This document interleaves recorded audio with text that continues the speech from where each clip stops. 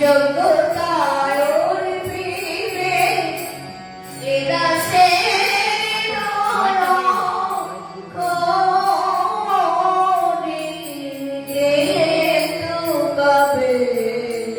प्रभु যোগ্যতায় প্রেমে এরা সে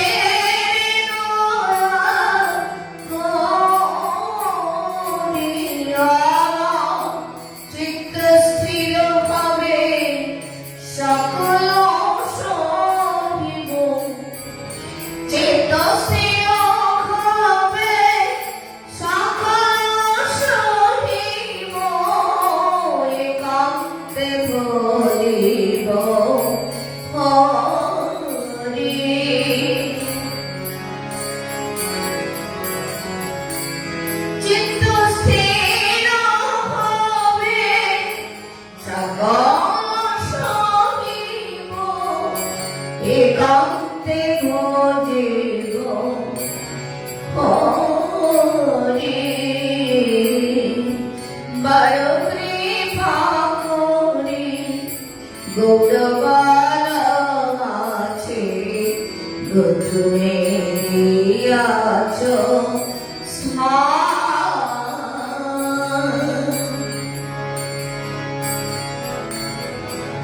শৈশব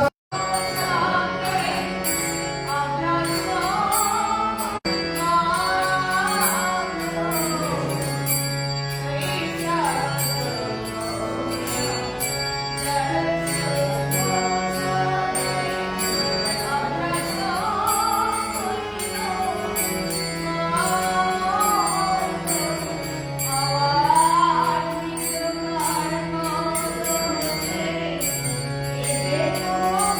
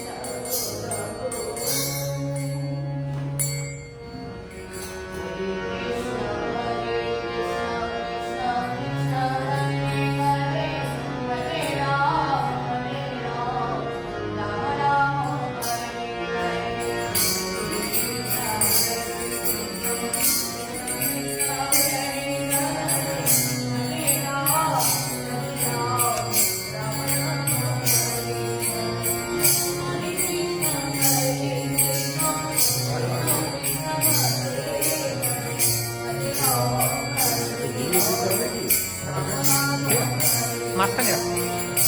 ঠিক আছে, মাঝখানে রাখো।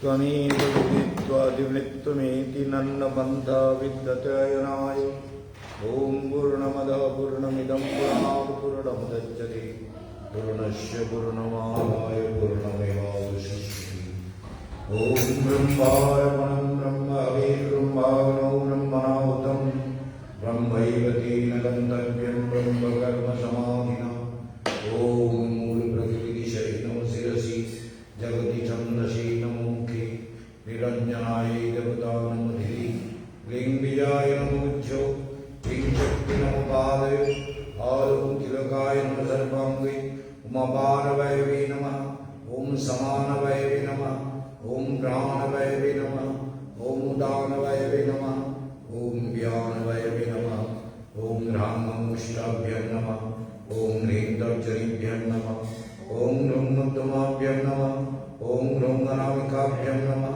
ॐ ह्रैं कनिष्ठाभ्यं नमः ॐ ह्रूं कर्कटोष्ठाभ्यं नमः ॐ नमः शिवाय ॐ नमः गङ्गाधराय ॐ नमः शशिशेखराय ॐ नमः भूषणाय ॐ नमः त्रिलोचनाय ॐ नमो भस्मविलेपनाय ॐ नमो मृत्युञ्जयाय यं ब्रह्मा वरुणेन्द्ररुद्रमरुतः स्तुन्वन्ति वेदैः साङ्गपरक्रमोपनिषदैः गायन्ति यं सामगाः ध्यानवस्थिततद्गतेन मनसा पश्यन्ति यं योगिनो शान्तं नो विदुषुरासुरगणदेवाय तस्मै नमः आजनलम्बितभुजौ कनकवदातौ संकीर्तनैकवितरौ कमलाय दक्षौ विश्वम्भरौ द्विजवरौ युगधर्मपालौ वन्दे जगद्प्रियकरौ करुणावतारौ नमस्ते कालशक्ताय जगन्नाथसुताय च शपेत्ताय च पुत्राय च कुलत्राय ते नमः हरे राम केवलं करुणस्तेव नस्तेव गतिरन्यथा सर्वाग्रे परमारब्ध श्री गुरुदेव भक्ति हृदय गुरुदेव गोस्वामी महाराजेर चरण कमल वंदना करी तार चरणे कोटि कोटि दंडवत प्रणाम निवेदन करे तार आशीर्वाद प्रार्थना करी समवेत भक्तबृंद वैष्णव समाज भक्तमंडলী এবং দূর দূরান্তে যারা আমার কথা ইউটিউবে এবং ফেসবুকের মাধ্যমে শুনে চলেছেন সমস্ত ভক্তবৃন্দ বিদ্যাত সমাজ বৈষ্ণব সমাজ স্নেহময়ী করুণাময়ী বাৎসল্যময়ী মাতৃশক্তি সবাইকে জানাই আমার হার্দিক অভিবাদন।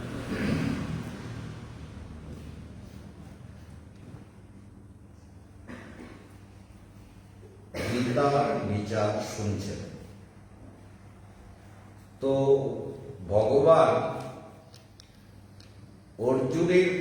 अर्जुन के प्रश्न का उत्तर दे रहे हैं।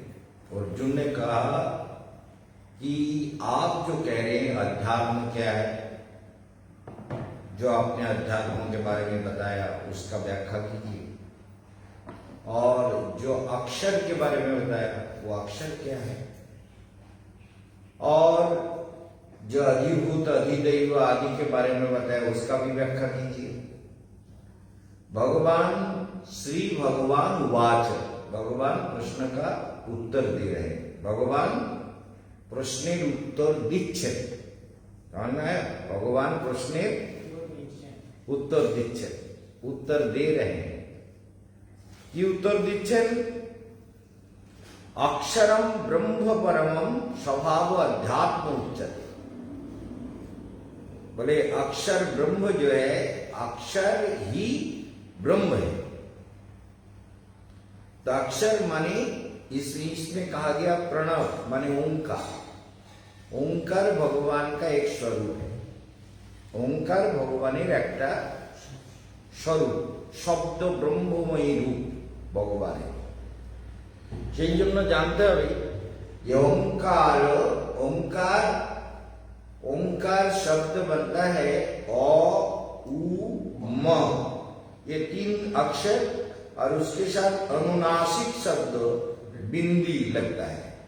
तो इसलिए ओम ओम इसका उच्चारण ऐसे होता है।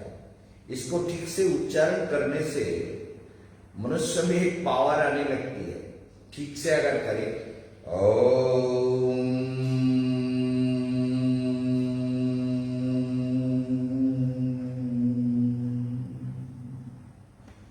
ओम,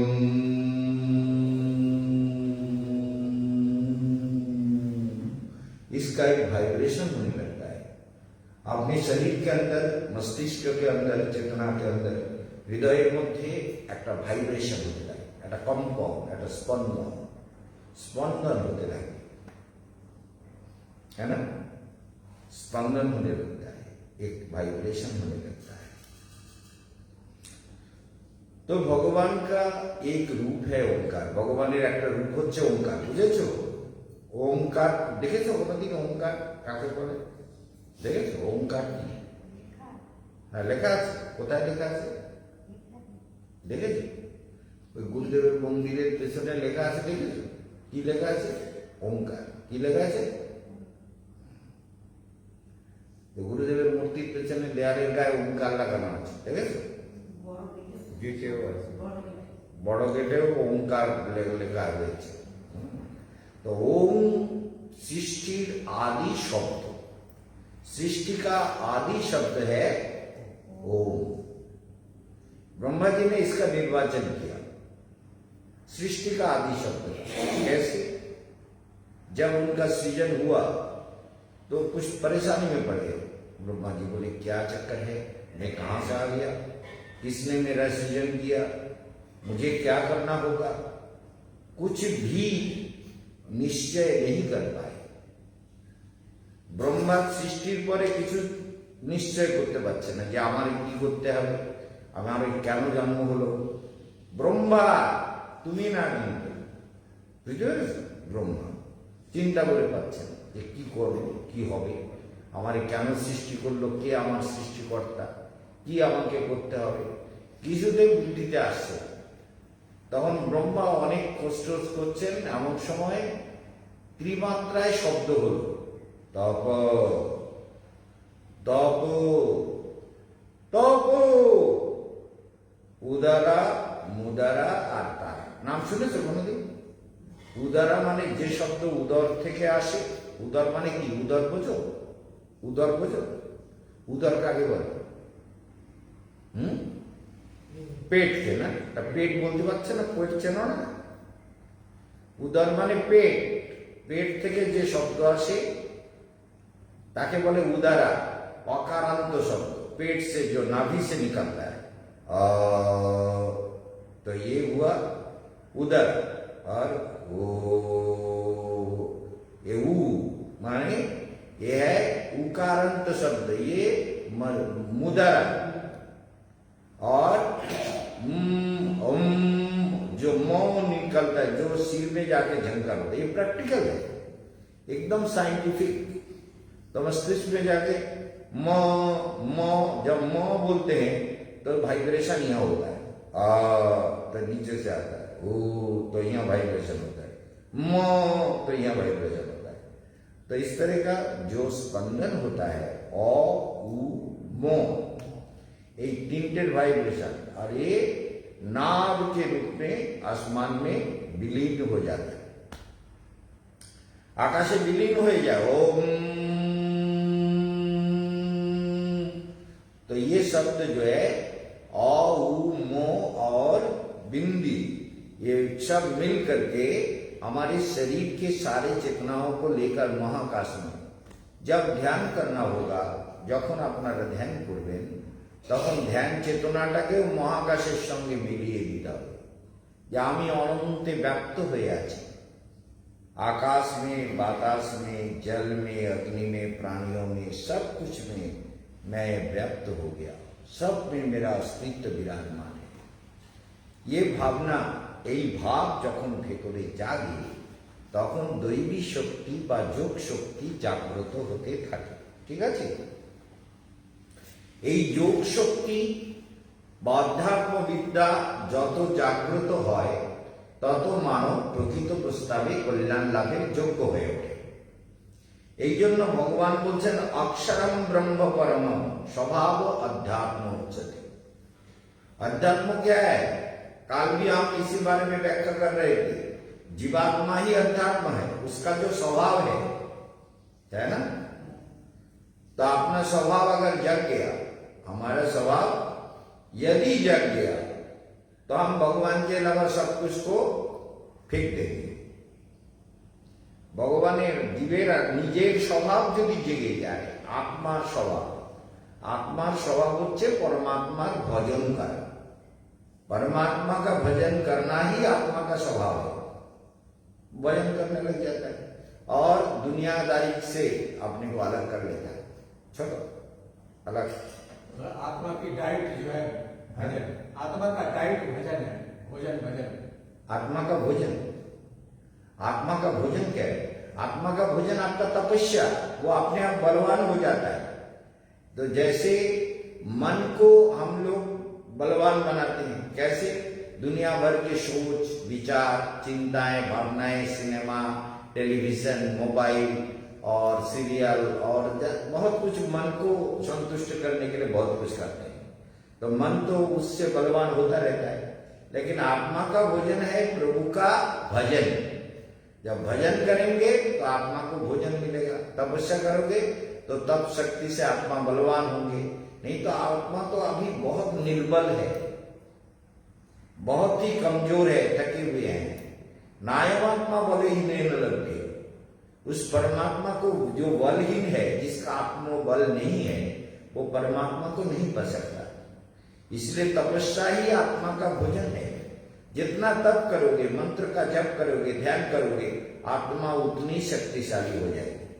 और आत्मा शक्तिशाली हो जाएगी और दुनिया से अपना नाता को असत्य मानने लगेगा। आत्मा असत्य बोलेगा, ये दुनिया का नाता क्या है? ये तो असत्य है, ये नित्य नहीं है, ये बदलता रहता है, इसी के पीछे मैं पड़ी हुई। आत्मा एकदम से सुंदर, स्वच्छ, निर्मल, पवित्र हो जाता है। इसलिए ये जीवन में बहुत जरूरी है कि हम आत्मा के स्वभाव को जानें, आत्मा स्वभाव का उदय करें, अपने हृदय में आत्मा की चेतना को जगा लें। यही ज्ञान है। और ये ज्ञान जीव जितना अपने हृदय से कोशिश करेगा, उतना ही उसके अंदर दृढ़ता आएगी, भजन करने की इच्छा होगी। तो ये अध्यात्म जो है, आत्मा है, भूत भावद भव करो विसर्ग कर्म संगीता। निज स्वरूप जीवात्मा को अपने स्वरूप, निज स्वरूप जीवात्मा को ही अध्यात्म बोला जाता है। ठीक है? अपना जो स्वरूप है, निज स्वरूप है, वही आत्मा ही अध्यात्म है। एवं भूतगणित उद्भवकारी जे त्याग, ज्ञान होने पर त्यागात शांति अनंतर। सुना है? त्यागात शांति अनंतर, त्याग से ही शांति मिलती है। जो जितना पकड़ा रहेगा उतनी अशांति होगी। समझ गए ना? जो संसार में जितना फंसा रहेगा, जितना ज्यादा इसमें फंसेगा, ये सब हम मेरा है। ठीक है ना? जैसे ध्यान करते करते हाथ में एक पावर आ जाता है और वो जैसे खींचते हैं तो आवाज निकलता है। अभी जो हम वंदना कर रहे थे उसमें कह रहे थे कि विशेष करके इन बातों को थोड़ा जान लेना चाहिए। रोज तो करते हैं लेकिन जानते नहीं हैं।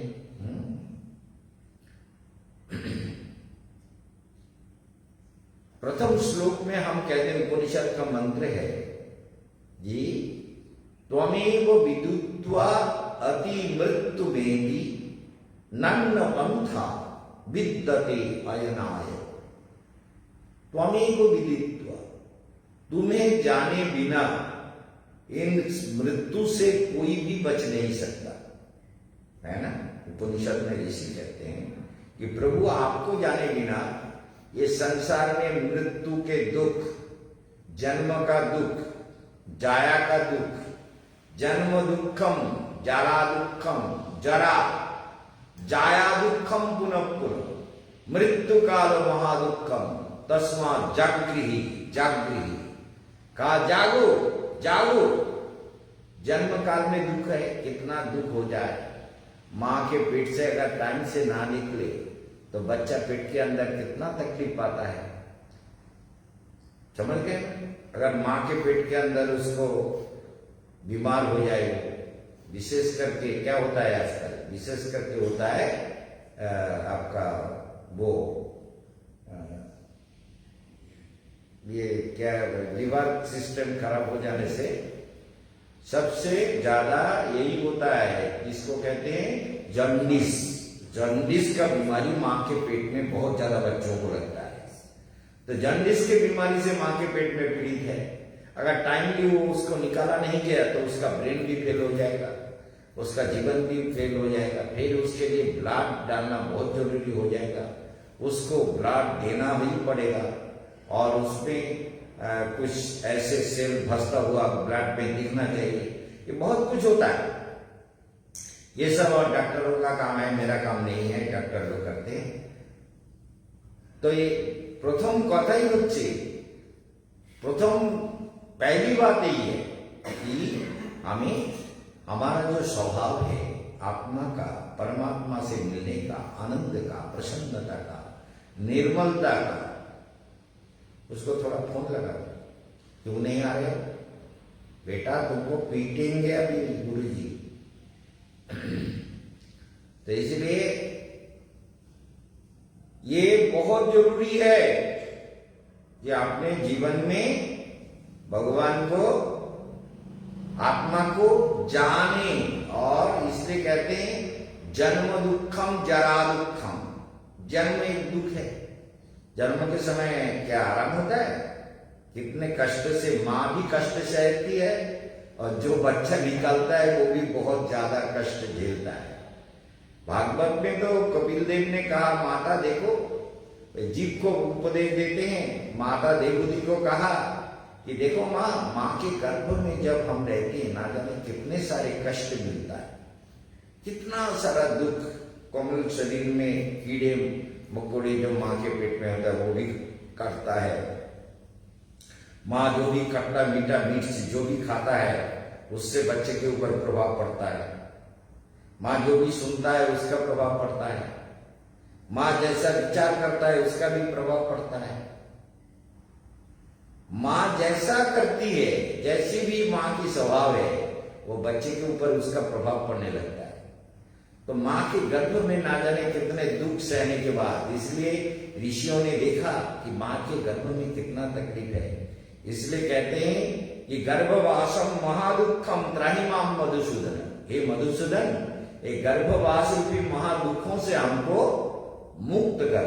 समझ में आया, हमको मुक्ति दे दो, ये गर्भवास हम नहीं चाहते।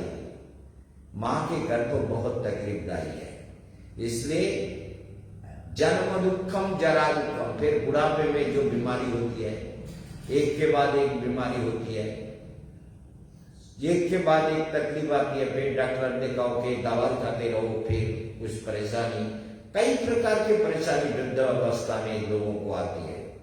और थोड़ा योगाभ्यास करें तो इससे बच सकता है, थोड़ा तो ठीक रह सकता है, लेकिन परेशानी तो रहेगी। बुढ़ापा तो रुकेगी नहीं, बुढ़ापा तो होती जाएगी ना। वो जरा जो है, जरा माने वार्धक्य, ये आती जाएगी। ये तो हमारे जीवन का अंग है। तो जरा दुखम और जाया दुखम, जाया, जाया माने क्या है, जाया माने पत्नी, पत्नी का दुख, पत्नी को या अगर पत्नी थोड़ा ठीक मिल जाए तो भाग अच्छा है, बहुत बड़ा भाग है, समझ लो, बहुत बड़ा भाग है अगर पत्नी अच्छे मिल गए तो। और नहीं मिला तो जिंदगी को खतरा बना देंगे, इतना खतरनाक बना देंगे कि उसका हिसाब नहीं कर सकते। ये पत्नी 4 प्रकार की होती है, समझ लो। दुनिया में जो भी कुछ तुमको मिलेगा, भारतीय दर्शन कहता है वो सभी 4 प्रकार का है। एक है स्नेहानुबंधी, क्या सुना? स्नेहानुबंधी। एक है वैरानुबंधी, क्या हुआ? वैरानुबंधी। एक है कर्तव्यानुबंधी और एक है स्नेहानुबंधी, वैरानुबंधी, कर्तव्यानुबंधी और ऋणानुबंधी। ऋणानुबंधी, समझ गए? ये लड़का भी 4 प्रकार का होता है, पत्नी भी 4 प्रकार की होती है, दोस्त भी 4 प्रकार के होते हैं। जो भी साथी वगैरह जो भी कुछ हमको मिलता है, ये सभी कुछ 4 प्रकार के हैं। भारतीय दर्शन यही कहता है, याद रहेगा? ठीक से याद करोगे ना? क्या क्या बताओ? कर्मानुबंधी, ऋणानुबंधी और स्नेहानुबंधी।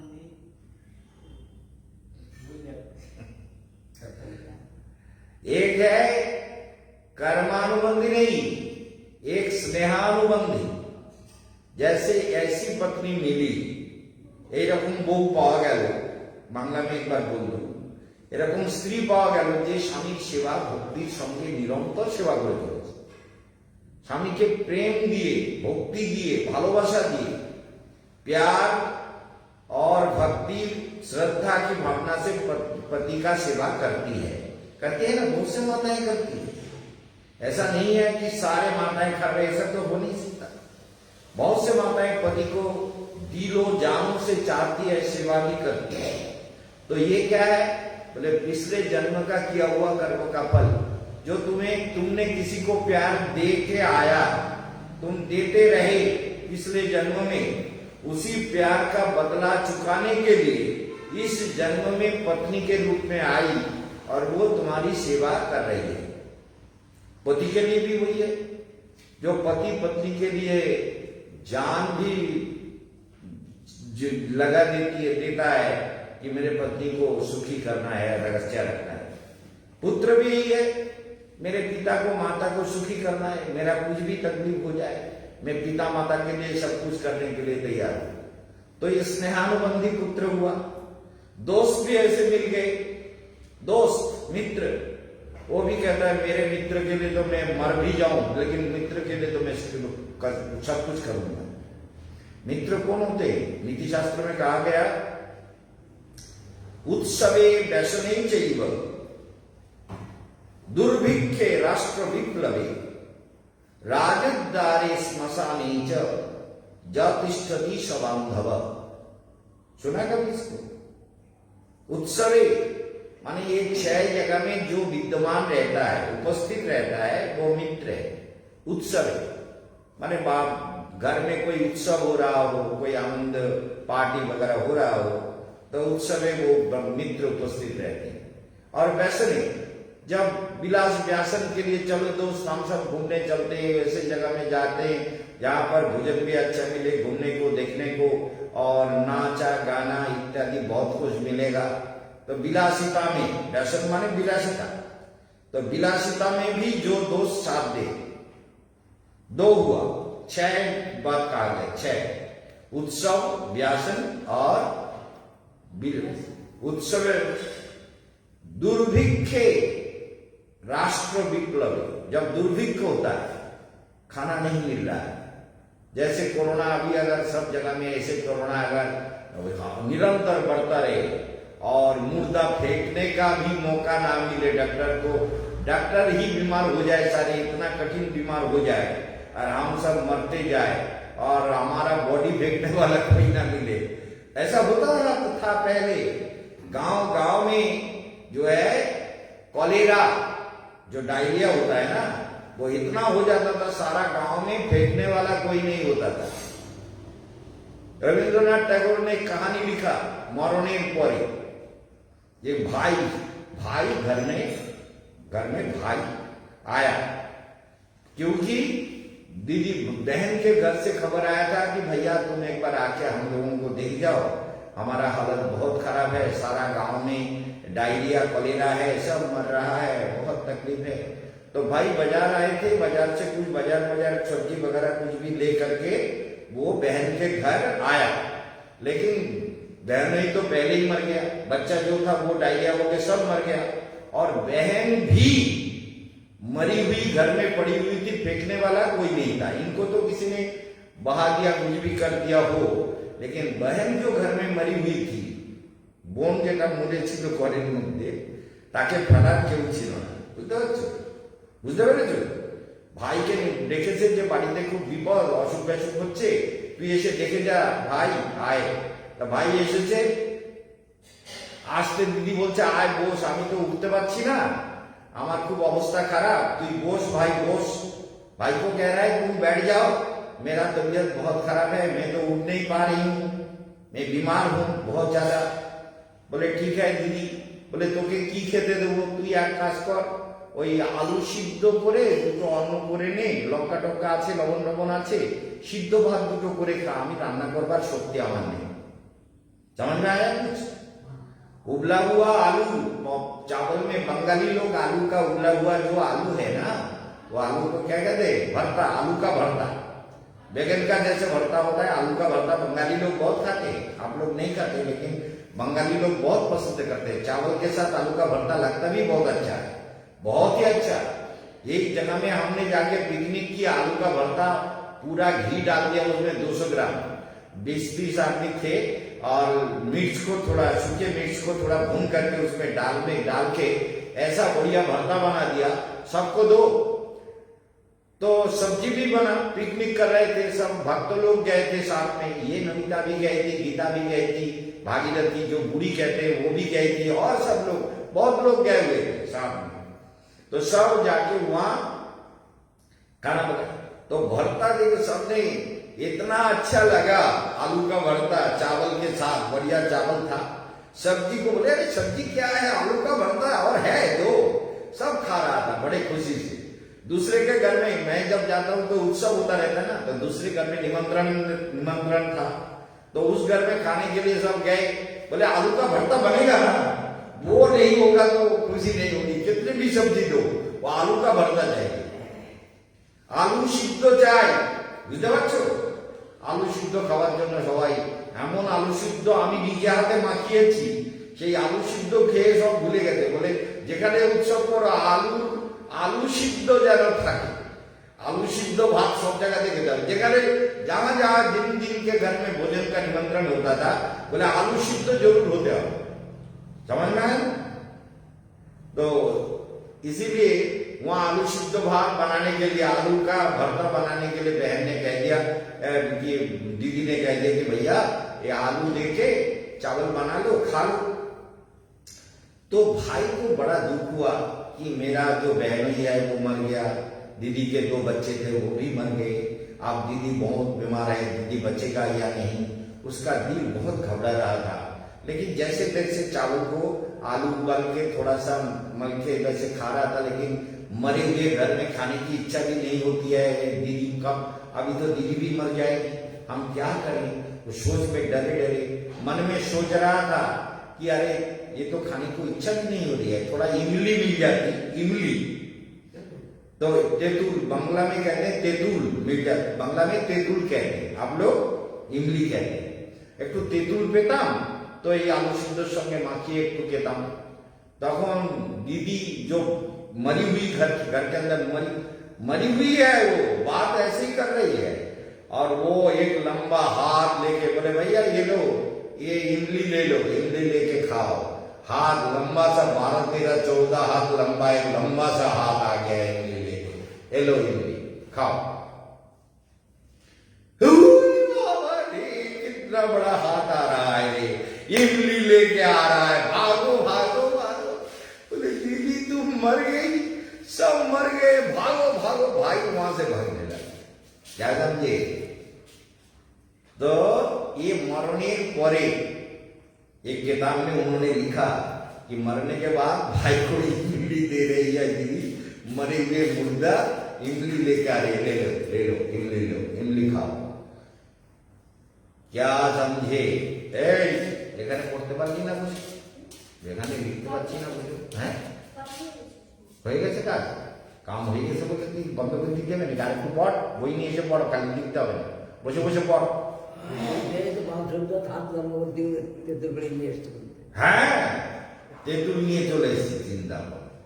এইবার तो इसलिए स्वभाव अध्यात्म उच्चते, तो जीव में जो अध्यात्म चेतना है, तो जीव जो उद्भवकारी उसके शुद्ध चेतना से जो निकलने वाली जो आत्मविद्या है, उसके इच्छा अनुसार जीव का जो कर्म करने की इच्छा होती है, बहुत कुछ कहने की इच्छा थी, दिमाग से निकल गया उसके तरफ ध्यान देने के लिए। तो ये मृत्यु जो है जन्म के लिए बोल रहे थे, ये दुख है, मतलब 6 चीज बोल रहे थे हम कि 4 चीजें हुआ। क्या हुआ कि स्नेहानुबंधी, वैरानुबंधी, कर्तव्यानुबंधी और ऋणानुबंधी, ये 4 शब्द ये याद रखना।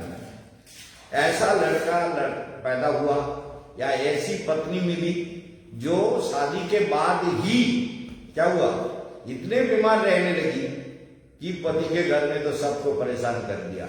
अरे हमारी लड़की घर में, हमारे घर में ठीक थी, ये वहां जाके बीमार कैसे हो गई, ये कोई बात हुआ, क्या परेशानी है तुम्हारे घर में, कोई दोष होगा, ये सब होता है, झगड़ा लगता है। तो वो पत्नी के पीछे, पति तो बहुत प्यार करता है, पत्नी के पीछे पैसा खर्च करते करते करते करते परेशान होता है। ये क्या होता है, ऋणानुबंधी, जो तुमने पिछले जन्म में किसी से ऋण लिया, বিগত জন্মে কারো কাছ থেকে ঋণ নিয়েছো, সেই ঋণকে শোধ করার জন্য পত্নী রূপে এসে হাজির দিয়েছে এই জন্মে। পত্নীর পিছনে পয়সা খরচই হয়ে যাচ্ছে, समझ में आया? पत्नी के पीछे पैसा खर्च होता जाए, या ऐसा बच्चा पैदा हुआ जो ऑप्टिज्म या हैंडीक्राफ्ट, तो ऐसे बच्चे पैदा हुए तो पिता माता उसके पीछे पैसा खर्च करते करते जिंदगी भर करते करते करते करते माँ बाप क्या करे। हमारा एक भक्त है जो ये प्रवचन को भी सुन रही है, शंकरी माई की, उनका एक बहुत है, हम सबका नहीं बोल रहे हैं, इसकी बात याद में आ गई तो बताते हैं। तो शंकरी माइती का एक लड़का एक लड़की है, लड़के का नाम रखा जेम्स, लड़के का नाम रखा जेम्स रत्न। तो जेम्स नाम रखा, लेकिन लड़का जन्म से ही हिंदी करता है, और अभी भी जिंदा है, खा खा के इतना मोटा हो गया, उसको बहुत कुछ खिलाता है, उसको खुश रखने के लिए, उसको तगड़ा बनाने के लिए उसका टेलीविजन भी है, उसका वो उठता नहीं, उसको सब कुछ कराना पड़ता है, खिलाने से लेकर के बाथरूम टट्टी वगैरह जो भी कुछ है सब करना पड़ता है, कराना पड़ता है, सब कुछ उसके पीछे बहुत समय देना पड़ता है। और अपनी इच्छा नहीं होगी तो बहुत, तो उसकी इतना सेवा करती है। माँ कहती है चलो मेरा जेम्स है, जेम्स के लिए क्या कुछ नहीं करती, जिंदगी भर पैसा खर्च करती है, पता नहीं क्या होगा, अभी बहुत बड़ा हो गया है, उसको उठाना भी मुश्किल होता है, 2 आदमी के बिना ऊंचा भी नहीं कर पाते, मोटा भी हो गया, तगड़ा भी हो गया। तो देखिए ये ऋणानुबंधी पुत्र है, पिछले जन्मों में कोई ऋण करके आया, ये पुत्र के रूप में आके वो सब कुछ चुका रहा है। ऋणानुबंधी, ऋण परिशोध करना पड़ रहा है।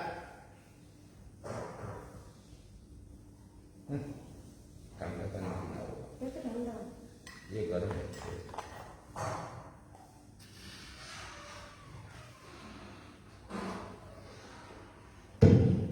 तो ऋणानुबंधी पत्नी और कर्तव्यानुबंधी, पति गलत काम कर रहा है, शराब पी रहा है, पत्नी काम करके करके खिलाती है ना, ऐसा देखा है, बहुत देखा होगा। पत्नी काम करती है, दूसरों के घर में ये बर्तन माजती है, ये करती है, वो करती है, करके संसार को चलाती है। और पति शराब भी पीता है, बदमाशी भी करता है, सब कुछ करता है पति से। तो पत्नी कहते हैं चलो हमारे भाग में जो मिला हम अपना कर्तव्य क्यों ना करें। इसे कहते हैं कर्तव्यानुबंधी। पिछले जन्म में पति कुछ कर्तव्य किया तभी ऐसे पत्नी मिली। और एक है वैरानुबंधी, ऐसी पत्नी मिली अरे तुम आ जाओ आज तुम्हें देख लेंगे कर शत्रु बन गए, समझ गए ना। बोले तुमको देख लेंगे, तुम्हें हमने देखा किसी के साथ फोटो खिंचाते हुए, हम गए थे बाजार, तुमको छोड़ेंगे नहीं आज, ठीक है ना। तो किसी के साथ तुम घूम रहे थे, तो ये क्या है वैरानुबंधी, शत्रुता, शत्रु बनकर आए। पुत्र भी ऐसे होते हैं, सबका बात मानते हैं, पिता माता की बात नहीं मानते। जानते हैं इस बात को, पिता माता की बात नहीं सुनते।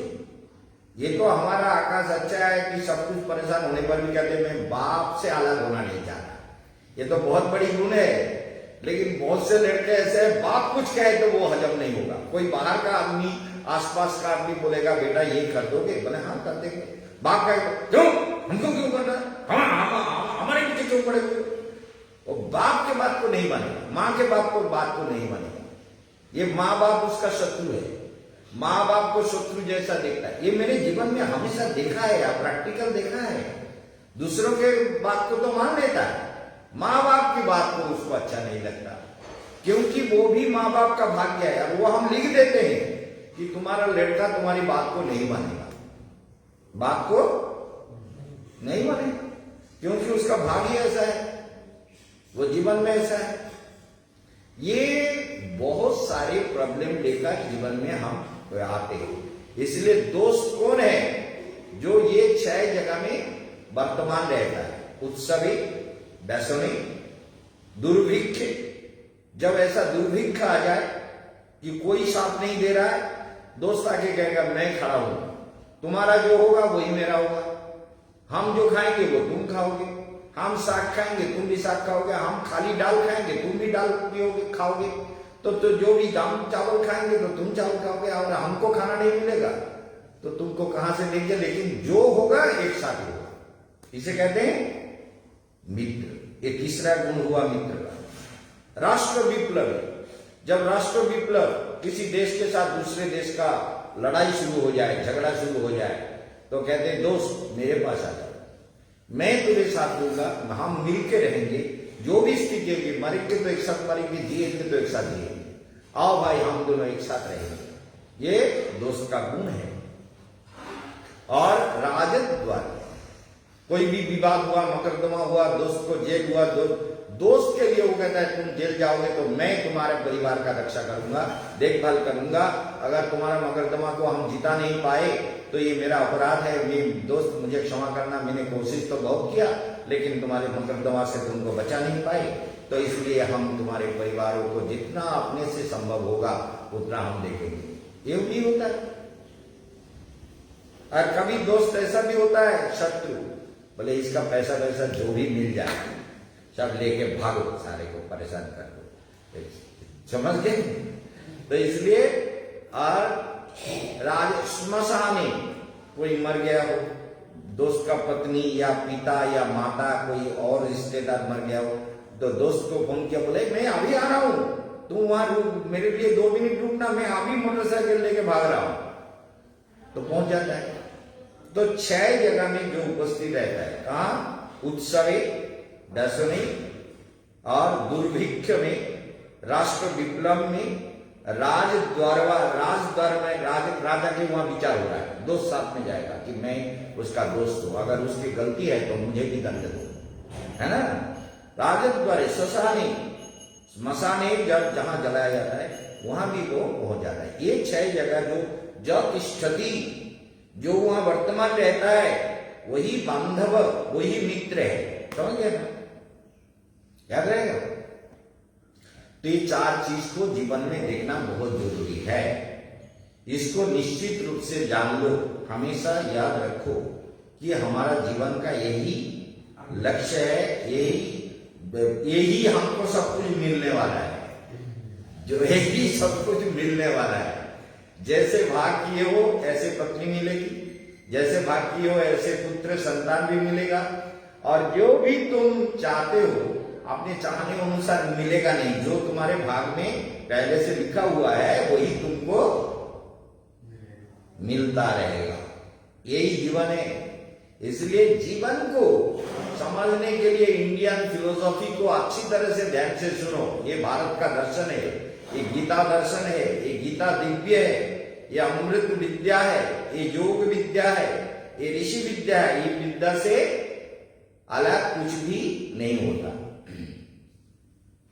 तो इसलिए यहां पर कहते हैं कि जो कर्म बुढ़ी है वहां, तो देखो ए सुनो, थोड़ा शुगर का टेस्ट करने का मैसेज लेके आओ, थोड़ा देखना होगा। तो इसलिए अधिभूतम क्षरभाव पुरुषश्चाधिदैवतम अधियज्ञमेवात्र देहे देहवृतांबरा। देखो ये सब विचार कहा गया, उत्पत्ति और विनाशशील समस्त वस्तु अधिभूत है। अधिभूत क्या है? माने पंचभूतों से जो बनता है। शरीर है ये अधिभूत है, क्योंकि ये बनता भी है मरता भी है। हम मकान बनाते हैं तो अधिभूत है, ये मकान अधिभूत है। पेड़ को उगाते हैं, पेड़ को बड़ा करते हैं, अधिभूत है। वो बड़ा होगा फिर एक दिन मरेगा, मकान बनेगा एक दिन टूटेगा। समझ गए ना? तो ये सब निश्चित है। और अधियज्ञ होने बात देहे देवदितांबरा। तो इसलिए हिरण्यगर्भ जो पुरुष है ये विनाशशील वस्तु अधिभूत है, और अधिदैव है ये हिरण्यगर्भ पुरुष जो हमारे अंदर अंतर्यामी के रूप में नित्य विद्यमान है, सृष्टि का पालनहार, परम सत्य, वही पुरुष। इसलिए हे अर्जुन, हे नरश्रेष्ठ, भगवान ने उनको कहा, यहां कहा कि देखो अधियज्ञ में बात, ये सर्वत्र अधियज्ञ के रूप में मैं ही विद्यमान हूं, और अधिभूत ये संसार के सारे विनाशशील वस्तु जो भी है अधिभूत है। इसके बारे में अर्जुन ने प्रश्न किया। तो अधिभूत एक और अंतर्यामी रूप में जो मैं विद्यमान हूं, ये अधियज्ञ है। अधियज्ञ कौन है? जो हमारे अंदर अंतर्यामी के रूप में विराजमान है, वही अधियज्ञ है। तो इस विचार को बहुत गहराई से अनुधावन करना है। खाली सुन लेने से कुछ नहीं होगा, खाली श्रवण करले হবে না, मनन করতে হবে। অধিভূত কি, অধিযজ্ঞ কি,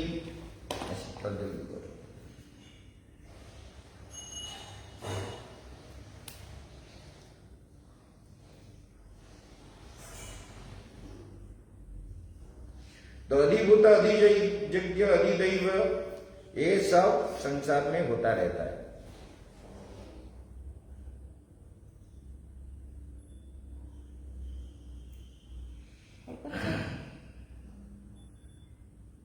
$89 हो गया, बहुत नीचे उतर रहा है, शरीर कप रहा है। तो इसलिए इसको जानना बहुत जरूरी है। तो थोड़ा शुगर फल कर रहा है, बैठना, थोड़ा शरीर कांप रहा है, शरीर के अंदर अस्वस्थ हो रहा है, इसलिए मैंने मैसेज लाने के लिए कहा। तो ऊपर जाना पड़ेगा थोड़ा, ठीक है? तो कुछ कीर्तन करो ना, कीर्तन करो, फिर प्राणायाम शुरू कर दो, कीर्तन करो, ठीक है? इसका विचार काल सुबह करेंगे विस्तार रूप से। इसको विस्तार रूप से करना बहुत जरूरी है। इसको ऐसे ऐसे छोड़ देने से नहीं होगा, ठीक है ना? तो आप लोग सब लोग मिलकर के प्राणायाम कर लीजिए। प्राणायाम करना बहुत जरूरी है। मैं भी ऊपर में कर लूंगा, लेकिन आज नीचे नहीं करूंगा। आप लोग स्वयं प्राणायाम कर लीजिए। जैसे कपालभाति है, पहले भस्त्रिका है, फिर अनुलोम विलोम है, बैठ करके करिए। यहाँ एक साथ सबको करना है। गाइड करोगे, इधर आके बैठ, इधर आके बैठ करके सबके साथ प्राणायाम करो। शुरू कर देंगे, हम शुरू करके जाए।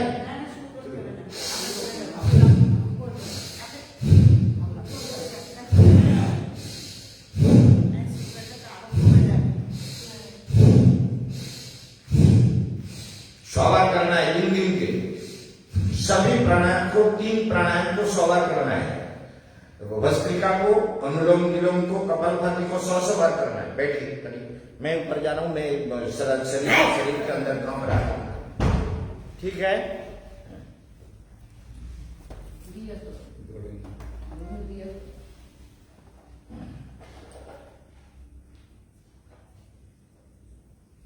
ठीक है, सब करो, प्राणायाम करो, प्राणायाम छोड़ के नहीं जाना है।